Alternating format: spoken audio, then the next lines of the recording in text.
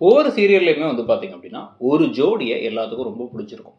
அந்த ஒரு ஜோடிய சுத்தி அதுக்கான வந்து அந்த க ஷிப்பிங் பண்றவங்கலாம் இருப்பாங்க. 2 பேர்கள எடுத்து போட்டு, அதெல்லாம் வந்து எடுத்து போட்டு விஜய் காவேரிக்கு வீக்கா, அதே மாரி கதிர் ராஜி ஒரு பக்கம் வந்து பார்த்தீங்கன்னா, இன்னொரு பக்கம் வந்து முத்து மீனாவுக்கு மூமி அப்படின்லாம் வந்து போட்டு ஹேஷ்டேக்லாம் போட்டு அதுக்காக ஃபேன் பேஜ்லாம் ஆரம்பிச்சிருப்பாங்க. ஆனா உண்மையிலே அந்த மொத்த குரூப்லயே வந்து இந்த மாரி ஒவ்வொரு ஷிப்பிங் பண்றவங்கலயும் பாவமா இருக்கிறது யாரா இருக்கும்னு வந்து பார்த்தீங்கன்னா, முத்து மீனாவா தான் இருக்க முடியும்.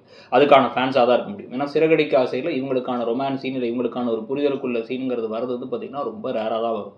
ஏன்னா அதுகளுக்குன்னு ஒரு ரூம் கூட கிடையாது.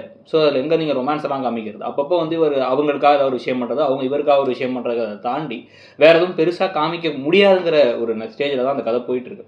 அதுக்கு இடையில அப்பப்ப ஏதாச்சும் வந்து ஒரு ப்ரோமோல இவங்க 2 பேத்துக்கும் சேர்த்து நடக்கிற ஒரு விஷயங்கள், நல்ல விஷயங்கள்னு காமிப்பாங்க. அதுக்கேத்த மாரி தான் இன்னைக்கு வந்திருக்க புது ப்ரோமோல கார் ரூ. 70,000 காச வாங்கிட்டு வந்துட்டு அவங்க அப்பா குடுத்த 15,000 சேர்த்து வச்சு ஒரு எலக்ட்ரிக் வெஹிக்கிள் வாங்கி குடுக்குறாரு. ஒரு பைக் வாங்கி குடுக்குறாரு. அந்த பைக்கு வந்து சாமியெல்லாம் கும்பிட்டு கோயில் வாசல்ல வந்து இப்போ என்ன பண்ணுறாங்க அப்படின்னா, "நீ ஸ்டார்ட் பண்ணுங்க" அப்படின்னு மீனாவ சொல்லும்பொழுது, "நீ ஸ்டார்ட் பண்ணு மீனா" அப்படின்னு "உன் பைக் இது" அப்படின்னு ஸ்டார்ட் பண்ண வச்சு ஒரு பின்னாடி உட்காந்து அழகா அவங்க 2 பேரும் போறத வந்து பார்க்கும்போது நல்லாயிருக்கு. ஸோ ஒரு கியூட்டான ஒரு விஷயமா இருக்கு. இந்த சீரியல்ல அந்த மாரி வந்து அப்பப்போ சில நல்ல விஷயங்கள்லாம் நெறைய நடக்கும். அதே மாரி வந்து பார்த்தீங்கன்னா, எவ்வளோ குறைகள் சொன்னாலும் இந்த ரோகிணி மாட்ல நெறைய நெகட்டிவா இருக்கு அப்படின்னு சொன்னாலுமே, அந்த நெகட்டிவ வந்து டக்கு டக்குன்னு பாசிட்டிவ் ஆக்குற விஷயங்கள்லாம் கொண்டு வந்துட்டே இருப்பாங்க.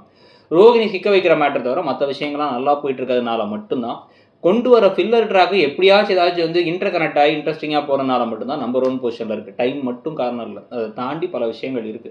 ஆனா அத தக்க வச்சுக்கிற மாரி இனிமே விஷயங்கள் நடக்குமா? இல்ல இன்னுமே வந்து இழுத்தடிக்கிறதுக்காக பிக் பாஸ் ஆரம்பிச்சு பெருசா ஒரு ட்விஸ்ட் எல்லாம் வைக்க வேணாம்னு இழுத்தடிக்க போறாங்களா? அப்படிங்கிறத பொறுத்திருந்து தான் பார்க்கணும்.